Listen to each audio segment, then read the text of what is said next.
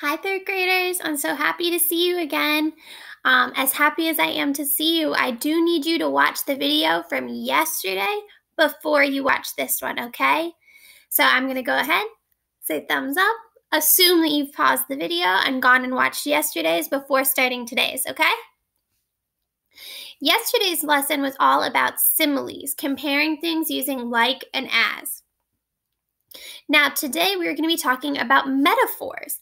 Metaphors are very similar because they are also comparing, but they are not using the words like or as. Instead, you're using figurative language, description instead of literal language, in order to make the comparisons. So these are a little bit harder to identify, but I think they make for an even stronger statement and a stronger impression. If you are saying that one thing is something else, that's a lot stronger of a statement than saying, oh, it's like something else. So these are things that we need to be careful to use during our writing, but also we need to make sure that we understand them when we read, because that informs us of the author's purpose. They're making a very strong statement if they use a metaphor. So one example of a metaphor could be, oh my goodness, Renijah is a shining star in class. Now, so if I call her dad and I say, oh, Renijah is a shining star, am I telling him that his daughter is up in the sky as a shiny thing in the sky? No. I'm saying that Renijah is such a bright student that she is bringing that shining light to our class. So I've used a metaphor. I didn't use the word like or as to compare her to a star. I just said that she is that star, with the understanding of figurative language that we have, that her dad would understand what I said. Now, let's say that I want to give another example of a metaphor. And let's keep going with this. Miss Lane's been calling parents all the time, so that's the only thing I'm thinking about. Let's say I call Torrance's mom and I say, oh, Torrance, he has a heart of gold.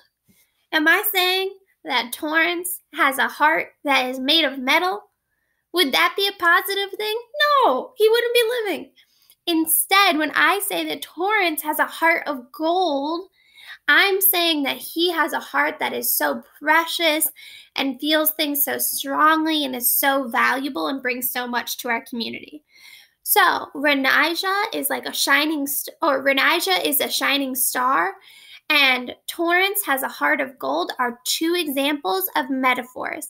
I compared parts of their personality to something else by saying that it is that thing. Like I said, this is an author's way of making a very strong statement. So I want to see what you guys can come up with. Can you come up with a metaphor on your own? Go ahead and leave it in the comment box below. Don't forget to subscribe to the channel so you get a notification, and ring the bell so you get a notification of when I post my next video. This way you'll be up to date. Okay, are we ready? One and only Ivan, let's go. Let's see if he's going to figure out a way now that he tried giving the pictures. He tried giving the pictures to her and she didn't get it. So what is he going to do now? He has to get Ruby to the zoo. Chest beating. Often when visitors come to see me, they beat their hands against their puny chests, pretending to be me. They pound away, soundless as the wet wings of a new butterfly. The chest beating of a mad gorilla is not something you ever want to hear. Not even if you're wearing earplugs. Not even if you're 3 miles away wearing earplugs. A real chest beating sends the whole jungle running, as if the sky has broken apart and as if men with guns are near. Thump. The sound, my sound, echoes through the mall. George and Julia spin around. Julia drops her backpack. George drops his keys. The pile of pictures go flying. Thump, thump, thump. I bounce off the walls. I screech and bellow. I beat and beat and beat my chest. Bob hides his paws over his ears. I'm angry at last. I have someone to protect. After a long while, I grow quiet. I sit. It's hard work being angry. Julia looks at me with wide, disbelieving eyes. I'm panting. Whew, I'm a little out of shape. What the heck was that? George demands. Something's really wrong, Julia said. I've never seen Ivan act this way. He seems to be calming down, thank goodness, George says. Julia shakes her head. He's still upset, Dad. Look at his eyes. My pictures are scattered all over the floor like huge autumn leaves. What a mess, George sighs. Wish I hadn't bothered sweeping tonight. Do you think Ivan's okay? Julia asks. Probably just a temper tantrum, George says. He reaches under a chair to retrieve a brown and red picture. Can't say I blame the guy, stuck in that tiny cage all these years. Julia starts to answer, but then she freezes. She cocks her head to the side. She stares at her feet where my pictures lie in disarray. Dad, she whispers, come see this. I'm sure he's the next Rembrandt, George says. Let's pick these up and get going, Jules. I'm exhausted. Dad, she says again, seriously, look at this. George follows her gaze. I see blobs, many, many blobs, along with the occasional swirl. Please, can we just go home now? That's an H, Dad. Julia kneels down, straightened one picture and then another.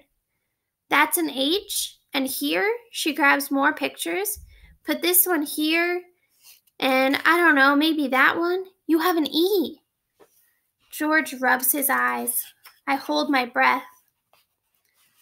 Julia is running now. She picks up one picture, sets down another. It's like a puzzle, Dad. This is something. It's a word, maybe words, and a picture of something, a giant picture. Jules, George says, this is crazy. But he's looking at the floor too. Wandering from picture to picture and scratching his head. H, says Julia. E-O? Ho? Julia chews her lower lip. H-E-O-A? No, that's not it. And that looks a lot like an I. H-E-O-I. George writes in the air with his fingers. I-E-O-H? Not the actual letter, an actual I. And that's a foot, or maybe a tree in a trunk. Dad, I think that's the trunk. Julia ran to my window. Ivan, she whispers, what did you make? I stare back, I cross my arms. This is taking much longer than I thought it would. Humans. Sometimes they make the chimps look smart. Okay. I'm going to leave us off for there. But oh my goodness, they are so close. We want to see what happens next. Don't forget to come tomorrow to listen to another chapter. Okay, we're also at a very exciting point in the Tales of Marigold and Twice Upon a Marigold. I'm going to tell you guys a secret. Miss Lane just finished the book yesterday, and we got some twists and turns still to go. Chapter 28. The next complication is that Mrs. Clover noticed Marigold. Maybe Marigold had taken too many chances running around the castle that she knew by heart, forgetting that she was only supposed to be a maid.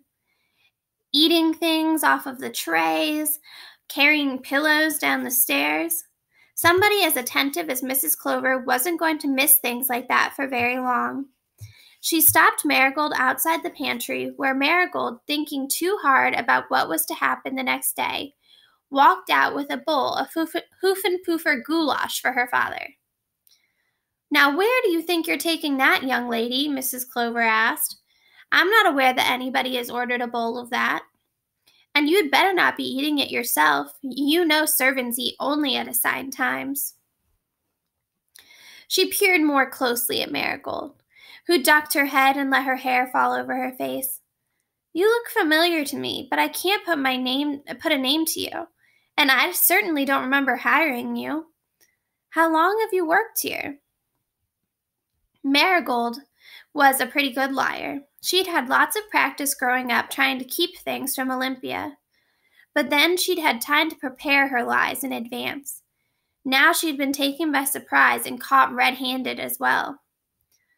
My name's Mary. I ain't been here too long. I can't say exactly when I came." She quickly decided it was her best defense to keep her head down and to appear as foolish as possible, in the hopes that Mrs. Clover would soon give up. "Well, I would have been the one who interviewed you, and I don't have any recollection of that. And I certainly would have remembered somebody as dirty as you are and as out of uniform. I don't permit Castle's workers to go around looking like you do. It's a disgrace, and Beauregard has a reputation to uphold. I believe you sneaked in here for some free food and lodging, pretending to be employed here. It happens from time to time, but nobody goes undiscovered for long." Marigold quickly decided further lying or arguing would get her nowhere. She simply hung her head even lower and murmured, "Uh-huh." "Just as I thought," Mrs. Clover said. "I'll have Rollo escort you across the drawbridge." Marigold certainly hoped that this wouldn't last, but she kept her head down in what was meant to look like a look of shame. She kept her eyes averted while Rollo took great pleasure in marching her to the end of the drawbridge with his sword point on her back.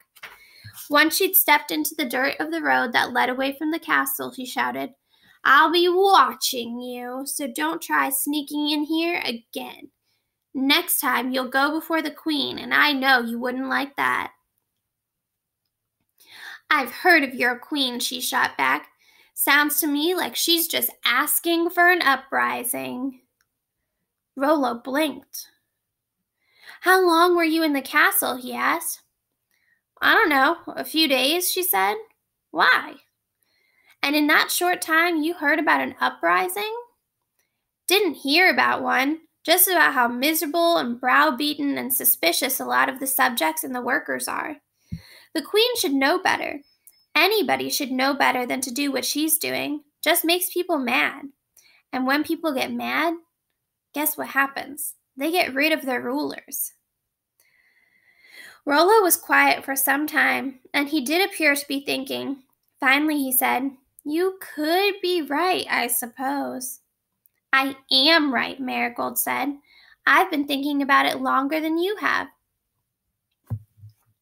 "Yeah," Rollo said, to be talking to himself. "I think you are."